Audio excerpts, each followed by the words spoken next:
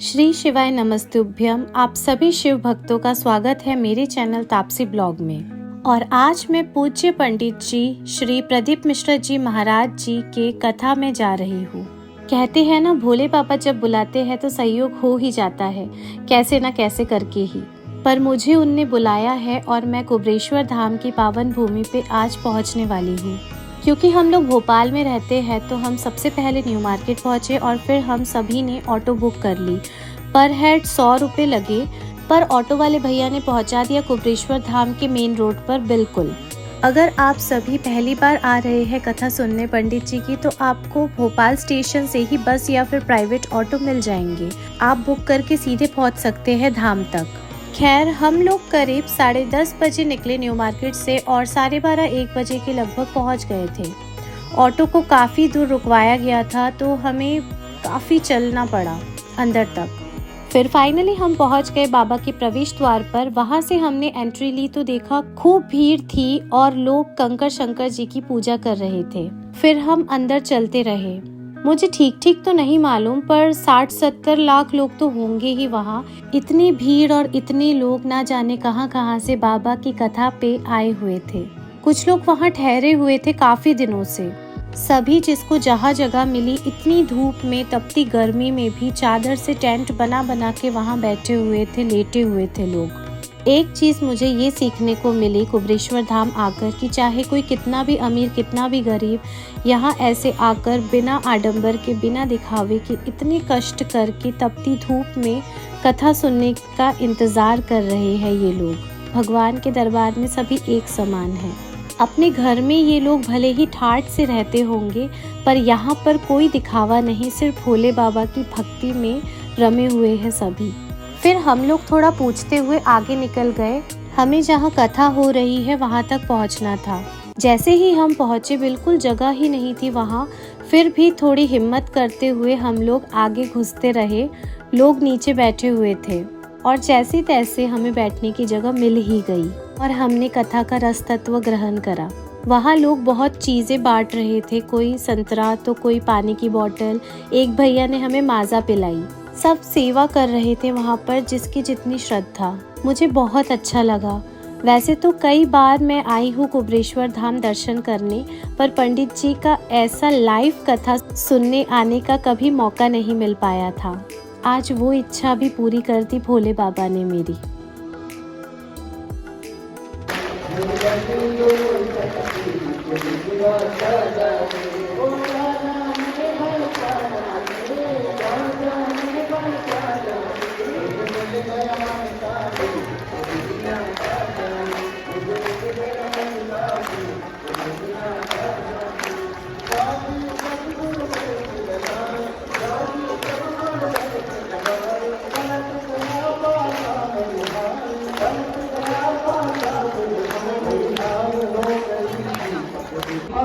हम सभी कुबेर भंडारी की पावन धरा पर बैठ के कथा श्रवण कर रहे हैं। हर महादेव, श्री शिवाय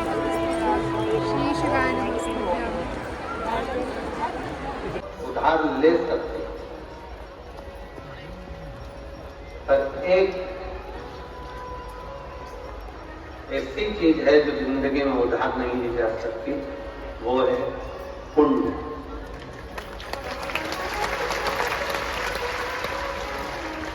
धन उधार ले सकते हो, पैसा उधार ले सकते हो, कपड़े उधार ले सकते हो, जूता चप्पल उधार ले सकते हो, प्रॉपर्टी उधार ले सकते हो, दुकान मकान सब उधार ले सकते हो, पर पुण्य उधार नहीं ले सकते। अपना पुण्य अपने को ही करना। ये कोई दूसरा अपने को पुण्य भी नहीं दे सकता। अपने पुण्य को अपने को खुद धारण करना है। अपना भजन अपने को कोई दूसरा नहीं।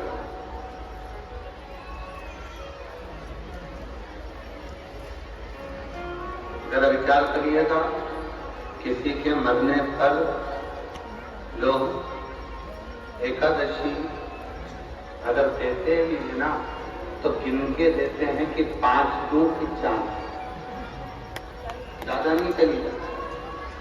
फिर कहेंगे कि कहीं मरे गड़े में जाओ तो उतार देना, वहां जाओ तो उतार देना, वहां जाओ तो उतार देना। अपन ही मर रहा है मौत क्या करिएगा? अब अपन ही मर रहा हूं तो रुद्राक्ष उतारने के लिए चले जाएंगे मंदिर में। बहुत सारे मिलेंगे जो दिन भर बैठ कर तुमको ज्ञान देते रहेंगे कि रुद्राक्ष को महिला नहीं पहने, तो रुद्राक्ष को ये नहीं पहने, तो रुद्राक्ष को वो नहीं पहने। स्वयं मेरी जगत जननी जगदम्बा अम्बा ने अपनी सहेली जया के गले में रुद्राक्ष पहनाया है। मेरी मां अम्बा इससे पूछ रही है कि मैं अगर रुद्राक्ष धारण करूंगी तो वो श्रेष्ठता होगा। पार्वती जी कहती हैं केवल तू रुद्राक्ष नहीं धारण कर रही है, मेरी बहुएं और मेरी रुद्राक्ष धारण कर रही हूँ। और जगत जननी की कई आप माता पार्वती जी की महागौरी का मूर्ति का दर्शन करिए, उसमें वो रुद्राक्ष की माला पहनी है। माँ चंडी का दर्शन करिए, रुद्राक्ष की माला पहनी है। माँ कामाख्या का दर्शन करिए, वो रुद्राक्ष की माला पहनी है।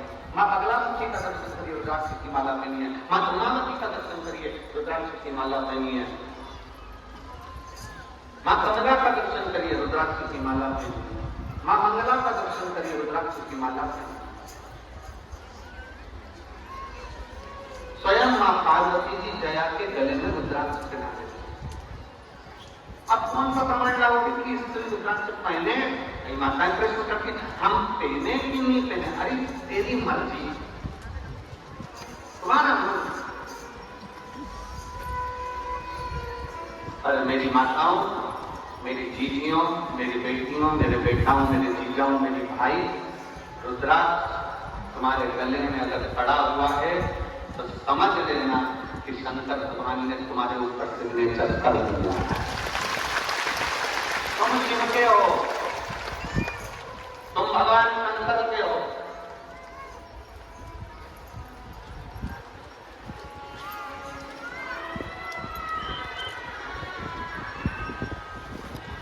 आप सबको पहले भी कथा में कहा, लिंगायत शिव संप्रदाय में, शिवलिंगायत संप्रदाय में भारत की भूमि की एक ऐसी संप्रदाय शिवलिंगायत संप्रदाय, दक्षिण की ओर आप जाएंगे, मस्तक पर भस्म का त्रिपुंड मेरी माताएं, मेरी जीतियां, मेरी बेटियां, मेरे बेटे लगाते हैं। मेरे भोले तुझे पुकारा, मेरे भोले तुझे पुकारा,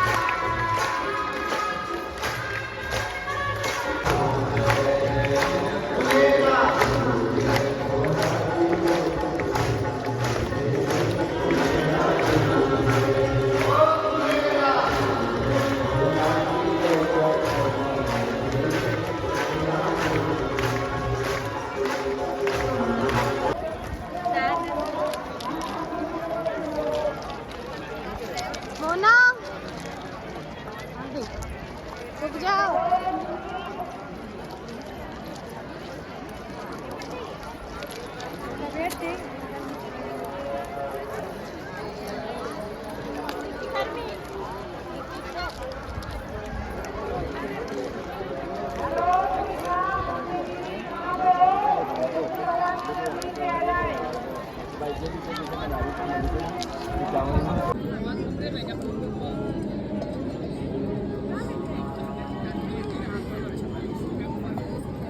दिया का भी ले लेना इधर से ले।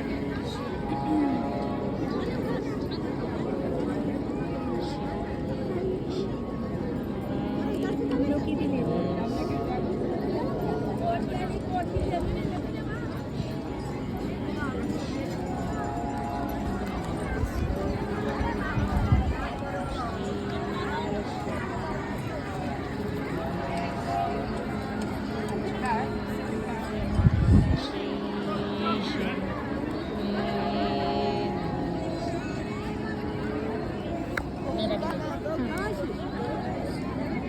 हाँ खत्म हो गई बस 15